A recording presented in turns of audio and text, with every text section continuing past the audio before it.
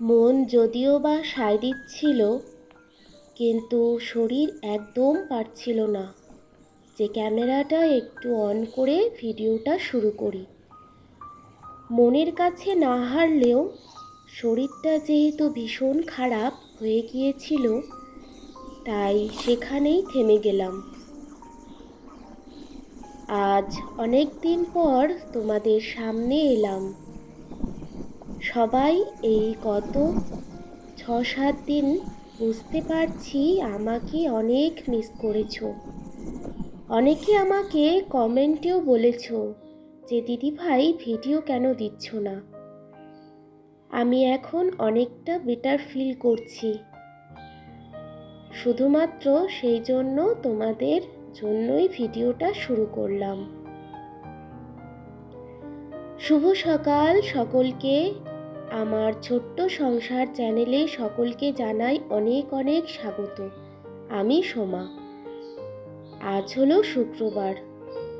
ঘড়িতে সকাল ৬টা বাজে। ছাদে এসে একটু ঘুরছিলাম, সাথে ব্রাশটাও করে নিলাম। গলায় এত ঠান্ডা লেগেছে, এখনো ঠিকমতো কথা বলতে পারছি না।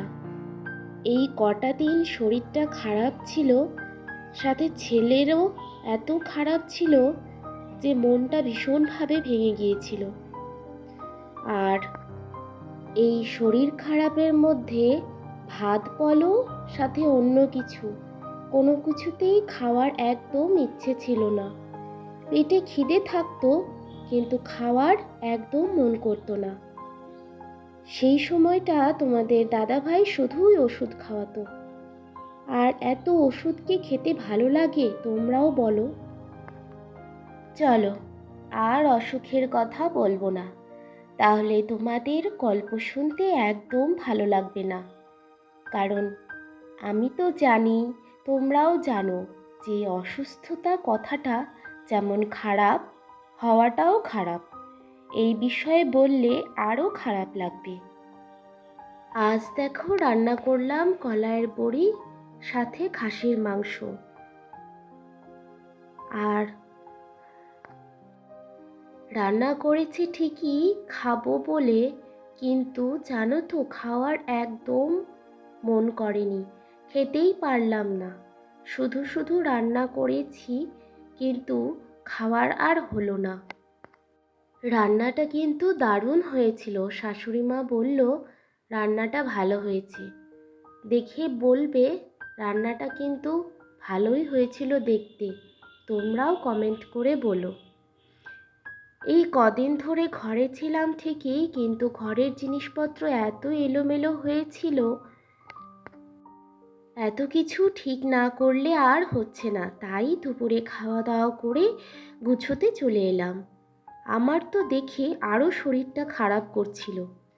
বারবার ঠিক করে রাখি, তাও যে কি করে উল্টো পাল্টা হয়ে যায়। আর এখন তো আরও বেশি হবেই, এতদিন ধরে অসুস্থ ছিলাম। আর আজকে উল্টো রথ। সবাইকে জানাই অনেক অনেক শুভেচ্ছা, অনেক ভালোবাসা। তোমরা সবাই ভালো থেকো। এই কদিন অসুস্থতার মধ্যে মা, বাবা, ভাই যে কতবার ফোন করছে। এত দূরে আছি যেহেতু, আমার আর বাবুর কিছু হলে ওদের মনটা শুকিয়ে যায়। মায়ের মন বুঝতেই পারছো। এখন বসেছি সব কুর্তিগুলো ঠিক করে রাখতে, ভালো করে আলাদা করে রাখছি। আর যেগুলো পুরনো আর ছোট হয়ে গেছে সেগুলো আলাদা করে। অনেক দিন ধরে ভাবছি যে আলাদা করে রাখবো, সময় পাচ্ছি না জানো তো। আর এখন যেহেতু সময় পেলাম, সেই জন্য ভাবলাম যে চলো আজকে তাহলে অন্য কোনো যখন কাজ নেই এইগুলোই করে ফেলি। এখানে আমার কটা বিয়ের আগেরও কুর্তি আছে। তারপরে আজকে স্কুল থেকে ফেরার পথে কটা ফল কিনে এনেছিল, সেই ফলগুলো প্যাকেট থেকে বের করে গুছিয়ে রাখছি। ফলগুলো প্যাকেটের মধ্যে রেখে দিতাম যদি, তাহলে ফলগুলো কালো কালো হয়ে যেত, পারলে পচেও যেত। কারণ প্যাকেটের মধ্যে রাখা জিনিস কিন্তু একদম মোটেই ভালো না। সেই জন্য যত তাড়াতাড়ি সম্ভব প্যাকেট থেকে বের করে আমি ঝুড়িতে সাজিয়ে রাখলাম। ছেলে ঘুম থেকে উঠলে ছেলেকে আপেল না হলে বেদানা কেটে দেব। ও আপেল খেতে ভীষণ পছন্দ করে। আর জ্বরের মধ্যে বুঝতেই পারছো মুখের মধ্যে এমন বেস্বাদ হয়ে গেছে, একটুও কোনো কিছু খাওয়ার মন করছে না। আমি না হয় থাক বুঝতে পারলাম, কিন্তু বাচ্চাটার এত কষ্ট হয়েছে সেই বলার নেই। এখনও ভয়েস ওভার দিচ্ছি, কিন্তু আমার গলায় এখনও ব্যথা, প্রচণ্ড পরিমাণে কাশি, কেটে কেটে জল খেয়ে তারপরে তোমাদের সাথে কথা বলছি। তোমাদের সাথে কথা বলতে আজ একটু কষ্ট হচ্ছে, প্লিজ তোমরা একটু মানিয়ে নিও। আমার আগের ভিডিওতে তোমরা অনেক সুন্দর সুন্দর কমেন্ট করেছো, সাথে তোমরা বলেছো যে রথযাত্রার যে ঠাকুরকে আমি ভোগ দিয়েছিলাম সেই ভোগটা খুব সুন্দর হয়েছে। তোমাদের অসংখ্য ধন্যবাদ। ওই যে বললাম, আমার যতটা সাধ্য হয়েছে আমি ঠাকুরকে তাই ভালোবেসে খুশি মনে ভোগ নিবেদন করেছি। আস্তে আস্তে যেহেতু সুস্থ হচ্ছি, সেই জন্য চেষ্টা করছি এইবার তোমাদের সামনে আরও সুন্দর সুন্দর নতুন নতুন ভিডিও তোমাদের সামনে আনতে।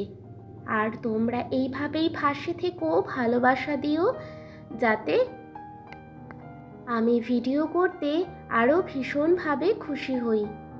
আর তোমরা যদি ভালোবাসা দাও আর পাশে থাকো, তাহলে তো আরও আনন্দ আর খুশি মনে ভিডিওটা করব। কারণ হচ্ছে আমি তো জানি, বুঝতে পারছি যে আমাকে তোমরা কতটা ভালোবাসো আর কতটা আমার পাশে থাকো।